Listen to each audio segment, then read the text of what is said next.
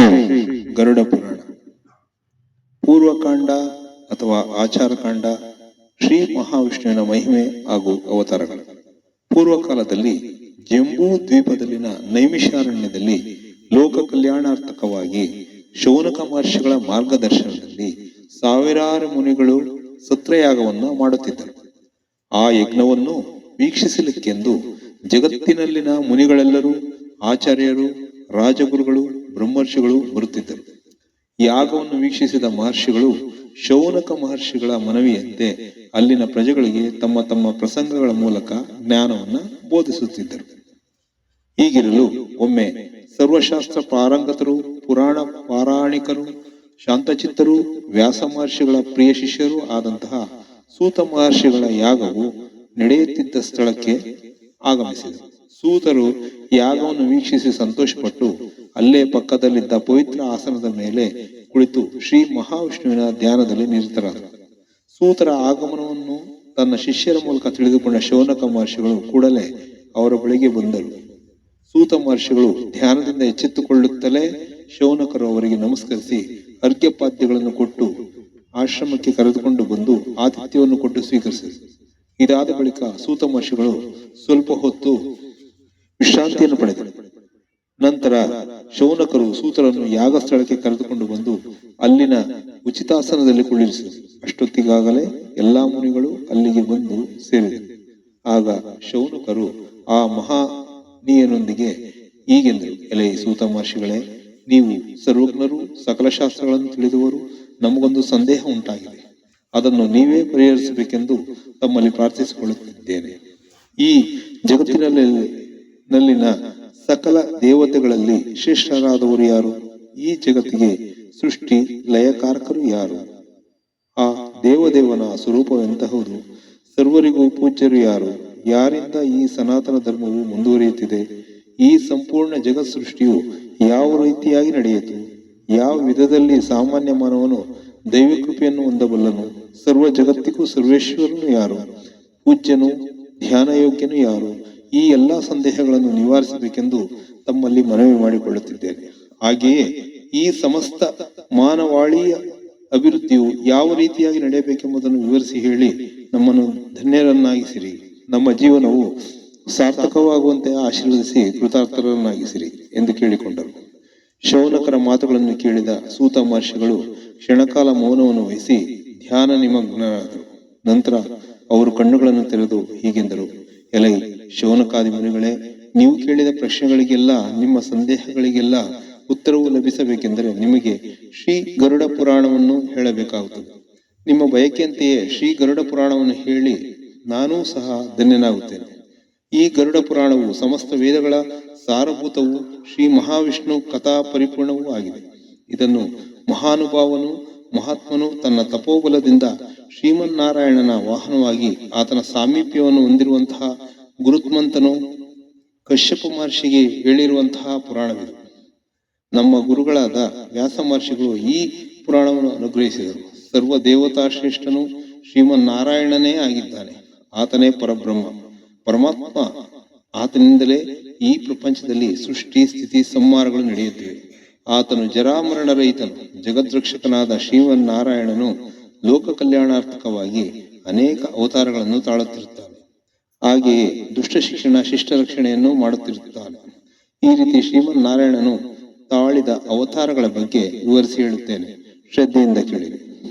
ಈ ಜಗತ್ ಸೃಷ್ಟಿಕಾರಕನಾದ ಪರಮಾತ್ಮನಾದ ಶ್ರೀಮನ್ನಾರಾಯಣನು ಮೊಟ್ಟ ಮೊದಲಿಗೆ ಕೌಮಾರ ರೂಪದಲ್ಲಿ ಅವತರಿಸಿದನು.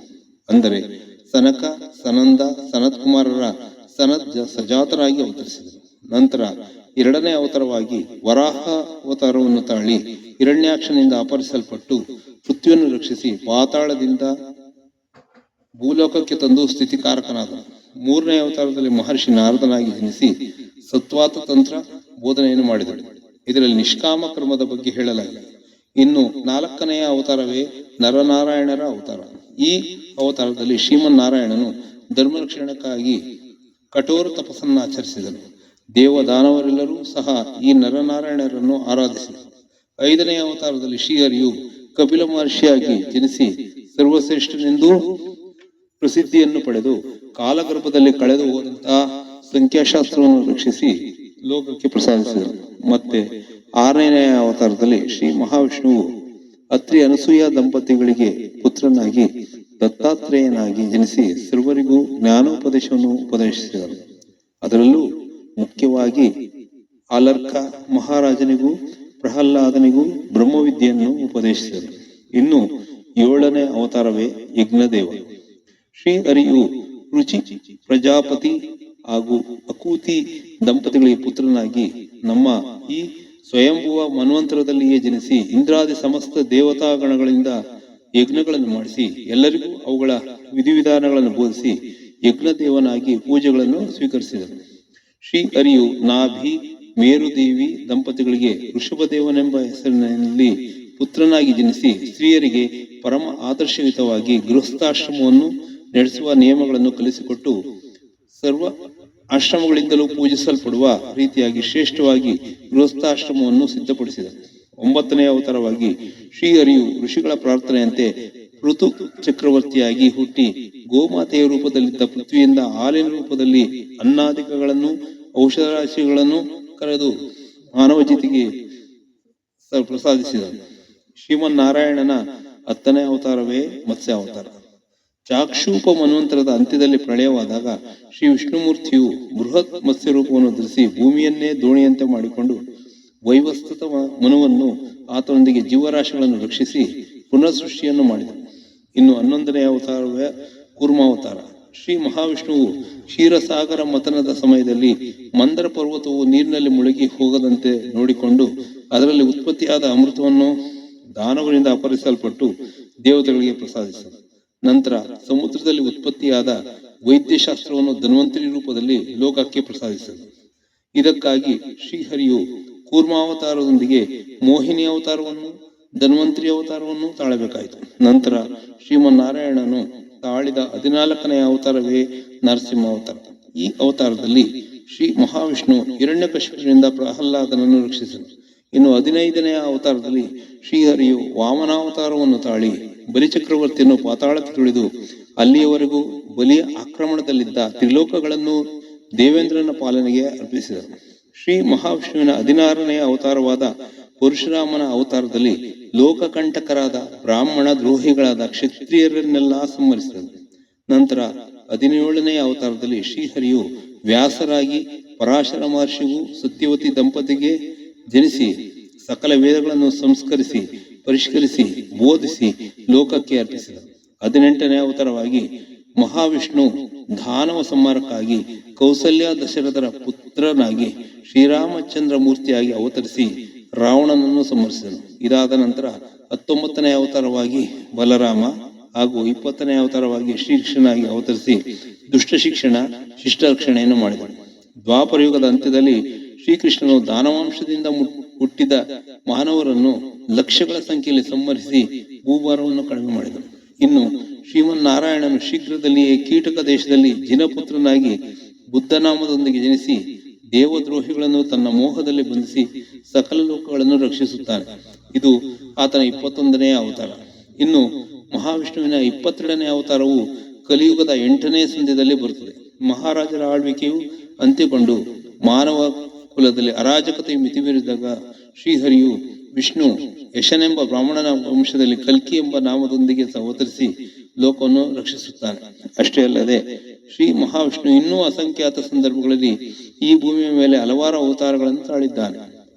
ಮಹಾವಿಷ್ಣು ಮನುವರಾಗಿ ದೇಶದ ಇತಿಹಾಸದ ದಿಶೆಯನ್ನೇ ಬದಲಾಯಿಸುವಂತಹ ಮಹರ್ಷಿಗಳಾಗಿಯೂ ಅವತರಿಸಿದ್ದಾನೆ. ಶ್ರೀಮನ್ನಾರಾಯಣನ ಅವತಾರಗಳ ಮಹಿಮೆಯನ್ನು ನಮ್ಮ ಗುರುಗಳಾದ ವೇದವ್ಯಾಸರು ನಮ್ಮೊಂದಿಗೆ ಈ ಗರುಡ ಪುರಾಣದಲ್ಲಿ ಅಧ್ಯಯನ ಮಾಡಿಸಿದರು. ಎಲೈ ಶೌನಕಾದಿ ಮಹಾಮುನಿಗಳೇ, ನಾನೀಗ ಈ ಗರುಡ ಪುರಾಣವನ್ನು ಸಂಕ್ಷಿಪ್ತವಾಗಿ ಹೇಳುತ್ತೇನೆ, ಶ್ರದ್ಧೆಯಿಂದ ಕೇಳಿ. ಒಮ್ಮೆ ನಮ್ಮ ಗುರುಗಳಾದ ಶ್ರೀ ವ್ಯಾಸ ಭಗವಾನರು ಬದರಿಕಾಶ್ರಮದಲ್ಲಿ ಧ್ಯಾನ ನಿಮಗ್ನರಾಗಿ ಇದ್ದ ಸಮಯದಲ್ಲಿ ನಾನು ಅವರಿಗೆ ಸಾಷ್ಟಾಂಗ ನಮಸ್ಕಾರಗಳನ್ನು ಸಲ್ಲಿಸಿ ಅವರೊಂದಿಗೆ ಈ ರೀತಿ ಪ್ರಾರ್ಥಿಸಿದರು. ಗುರುದೇವ, ಜಗತ್ರಕ್ಷಕನಾದ ಶ್ರೀ ಹರಿಯ ಸ್ವರೂಪವನ್ನು ಜಗತ್ ಸೃಷ್ಟಿಯಾದಿಗಳನ್ನು ನನಗೆ ಬೋಧಿಸಿರಿ ಎಂದು ಕೇಳಿಕೊಂಡರು. ಅದಕ್ಕೆ ಅವರು ಸಂತೋಷವಾಗಿ ಅಂಗೀಕರಿಸಿ ನನ್ನೊಂದಿಗೆ ಹೀಗೆಂದರು. ಎಲೆ ಶಿಷ್ಯನೇ, ನಾನು ಪ್ರತಿನಿತ್ಯವೂ ಧ್ಯಾನ ನಿಮಗ್ನಾಗಿ ಈ ಶ್ರೀ ಹರಿಯನ್ನೇ ಆರಾಧಿಸುತ್ತಿರುತ್ತೇನೆ. ಆ ಮಹಾನುಭಾವನ ಸ್ವರೂಪದ ಬಗ್ಗೆ ವಿವರಿಸುವುದಕ್ಕೆ ಆ ಚತುರಾನನಾದ ಬ್ರಹ್ಮದೇವನಿಂದ ಮಾತ್ರವೇ ಸಾಧ್ಯವಾಗುತ್ತದೆ. ಆದರೂ ಆ ಬ್ರಹ್ಮದೇವರು ನನಗೆ ಅನುಗ್ರಹಿಸಿದ ಗರುಡ ಪುರಾಣವನ್ನು ಹೇಳುತ್ತೇನೆ ಕೇಳು ಎಂದರು. ಅಷ್ಟರಲ್ಲಿ ಅಲ್ಲಿಗೆ ಇನ್ನೂ ಹಲವಾರು ಶಿಷ್ಯಂದರು ಬಂದು ಅವರ ಮುಂದೆ ಕುಳಿತು ವ್ಯಾಸರು ಹೇಳುತ್ತಿದ್ದನ್ನು ಶ್ರದ್ಧೆಯಿಂದ ಕೇಳಲಾರಂಭಿಸಿದರು. ನಂತರ ಗುರುದೇವರಾದ ವ್ಯಾಸ ಭಗವಾನರು ಗರುಡ ಪುರಾಣವನ್ನು ಈ ರೀತಿಯಾಗಿ ಹೇಳತೊಡಗಿದರು. ಎಲೆ ಶಿಷ್ಯಂದಿರೆ, ಒಮ್ಮೆ ನಾರದರು, ದಕ್ಷ ಪ್ರಜಾಪತಿ, ಭೃಗು ಮಹರ್ಷಿ ಹಾಗೂ ನಾನು ಎಲ್ಲರೂ ಕೂಡಿ ಸತ್ಯಲೋಕಕ್ಕೆ ಹೋದೆವು. ಅಲ್ಲಿ ಸೃಷ್ಟಿಕರ್ತನಾದ ಆ ಬ್ರಹ್ಮದೇವನಿಗೆ ನಮಸ್ಕರಿಸಿ, ಬ್ರಹ್ಮದೇವ, ಸರ್ವವೇದ ಸಾರವು ಸರ್ವಜ್ಞಾನ ಪ್ರಸಾದವೂ ನೀನೇ ಆಗಿದ್ದೀರಿ. ತಾವು ನಮಗೆ ಸರ್ವ ಸಾರತತ್ವವನ್ನು ಅನುಗ್ರಹಿಸಿರಿ ಎಂದು ಪ್ರಾರ್ಥಿಸಲು, ಅದಕ್ಕೆ ಬ್ರಹ್ಮದೇವನು ಸರ್ವಶಾಸ್ತ್ರ ಸಾರಭೂತವೂ ಆದ ಶ್ರೀ ಗರುಡ ಪುರಾಣವನ್ನು ಶ್ರೀಮನ್ನಾರಾಯಣನು ನನಗೂ ಮಹಾದೇವನಿಗೂ ಹಾಗೂ ಇತರೆ ದೇವತೆಗಳಿಗೂ ಹೇಳಿದನೆಂದು ಹೇಳಲಾರಂಭಿಸಿದರು. ನಂತರ ಬ್ರಹ್ಮದೇವನು ಈ ರೀತಿ ಮುಂದುವರಿಸಿದನು. ಎಲೈ ವ್ಯಾಸ, ದಕ್ಷ, ನಾರದಾದಿ ಮೃಗು ಮಹರ್ಷಿಗಳೇ, ಒಮ್ಮೆ ನಾನು ಇಂದ್ರಾದಿ ದೇವತೆಗಳೊಂದಿಗೆ ಕೂಡಿ ಕೈಲಾಸಕ್ಕೆ ಹೋಗಿ ಪರಮೇಶ್ವರನನ್ನು ದರ್ಶಿಸಿ ಆತನೊಂದಿಗೆ, ಮಹಾದೇವ, ನೀವು ಸದಾ ಧ್ಯಾನ ನಿಮಗ್ನರಾಗಿರುತ್ತೀರಲ್ವೇ? ಸರ್ವಲೋಕಗಳಿಗೂ ಆರಾಧ್ಯನಾದ ನೀನು ಯಾರನ್ನು ಧ್ಯಾನಿಸುತ್ತಿರ್ತೀಯ? ನೀನು ಧ್ಯಾನಿಸಲ್ಪಡುವ ಆ ಆರಾಧ್ಯ ದೇವತಾ ಸ್ವರೂಪ ಯಾವುದು? ಆ ಪರಮ ಸಾರತತ್ವವನ್ನು ನಮಗೂ ತಿಳಿಯಪಡಿಸಿ ನಮ್ಮನ್ನು ಕೃತಾರ್ಥರನ್ನಾಗಿಸಿರಿ ಎಂದು ಪ್ರಾರ್ಥಿಸಿದೆವು. ಅದಕ್ಕೆ ಪರಮೇಶ್ವರನು, ಎಲೆ ಬ್ರಹ್ಮಾದಿ ದೇವತೆಗಳೇ, ನಾನು ಸರ್ವ ಫಲದಾಯಕನೂ ಪರಮಾತ್ಮನೂ ಆದ ಶ್ರೀ ಮಹಾವಿಷ್ಣುವನ್ನು ಸದಾ ಧ್ಯಾನಿಸುತ್ತಿರುತ್ತೇನೆ. ಆತನು ಸರ್ವವ್ಯಾಪಕನೂ ಅದ್ವೈತನೂ ನಿರಾಕಾರನೂ ಸಾಕಾರನೂ ಆಗಿದ್ದು, ಆತನು ಈ ಸಮಸ್ತ ವಿಶ್ವವನ್ನೆಲ್ಲ ಬೆಳಗಿಸುತ್ತಿದ್ದಾನೆ. ಈ ಲೋಕದಲ್ಲಿನ ಪ್ರತಿಯೊಂದು ಚರಾಚರ ಜೀವರಾಶಿಗಳಿಗೆಲ್ಲ ಸೃಷ್ಟಿ ಸ್ಥಿತಿ ಲಯಕಾರಕನು ಆ ಶ್ರೀಹರಿಯೇ ಆಗಿದ್ದಾನೆ. ಆತನನ್ನೇ ನಾನು ಸದಾ ಧ್ಯಾನಿಸುತ್ತಿರುತ್ತೇನೆ. ಈ ಪ್ರಪಂಚವೇ ವಿಷ್ಣುಮಯ. ಈ ವಿಷ್ಣು ಸಾರತತ್ವವನ್ನು ಆತನಿಂದಲೇ ತಿಳಿದುಕೊಳ್ಳಬೇಕಾಗಿದೆ. ಆತನ ಬಳಿಗೆ ನಾವೆಲ್ಲರೂ ಹೋಗೋಣ, ನಡೆಯಿರಿ ಎಂದು ಮಹಾದೇವನು ಹೇಳಿ ನಮ್ಮೆಲ್ಲರನ್ನು ವೈಕುಂಠಕ್ಕೆ ಕರೆದುಕೊಂಡು ಹೋದ. ನಾವೆಲ್ಲರೂ ವೈಕುಂಠವನ್ನು ತಲುಪಿ ಅಲ್ಲಿ ವಿಷ್ಣು ಭಗವಾನನನ್ನು ದರ್ಶಿಸಿ ನಮಸ್ಕರಿಸಿ ಸ್ತುತಿಸಿದೆವು. ನಂತರ ಪರಮೇಶ್ವರನು ವಿಷ್ಣುಮೂರ್ತಿಯೊಂದಿಗೆ ಹೀಗೆಂದನು, ದೇವಾದಿದೇವ, ಈ ಸಮಸ್ತ ಜಗತ್ತು ಯಾರಿಂದ ಸೃಷ್ಟಿಸಲ್ಪಟ್ಟಿದೆ? ಆತನ ಸ್ವರೂಪವೆಂತಹುದು? ಈ ಸಮಸ್ತ ಜಗತ್ತನ್ನು ಪಾಲಿಸುವವರು ಯಾರು? ಪ್ರಳಯ ಕಾಲದಲ್ಲಿ ಈ ವಿಶ್ವವು ಯಾರಲ್ಲಿ ಲೀನವಾಗುತ್ತದೆ? ಈ ಜಗತ್ತು ಯಾರಲ್ಲಿ ಪ್ರತಿಷ್ಠಿತವಾಗಿದೆ? ಈ ಎಲ್ಲಾ ವಿಷಯಗಳನ್ನು ವಿವರಿಸುವ ಜ್ಞಾನವನ್ನು, ಸಾರತತ್ವವನ್ನು ಕೇಳಬೇಕೆಂದು ನನ್ನೊಂದಿಗೆ ಈ ಸಮಸ್ತ ದೇವತೆಗಳೆಲ್ಲರೂ ಜಿಜ್ಞಾಸಕರಾಗಿದ್ದಾರೆ. ಆದ್ದರಿಂದ ನಮಗೆಲ್ಲರಿಗೂ ಈ ಸಂದೇಹವನ್ನು ನಿವಾರಿಸಬೇಕೆಂದು ನಿನ್ನಲ್ಲಿ ಮನವಿ ಮಾಡಿಕೊಳ್ಳುತ್ತೇನೆ ಎಂದು ಪ್ರಾರ್ಥಿಸಿದರು.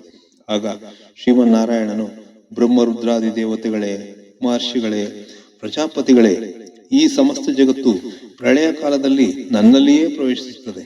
ನಾನೇ ಸರ್ವರಿಗೂ ಶರಣ್ಯ, ಸತ್ಯ ಸ್ವರೂಪನಾದ ನಾನು ಓಂಕಾರ ಸ್ವರೂಪ.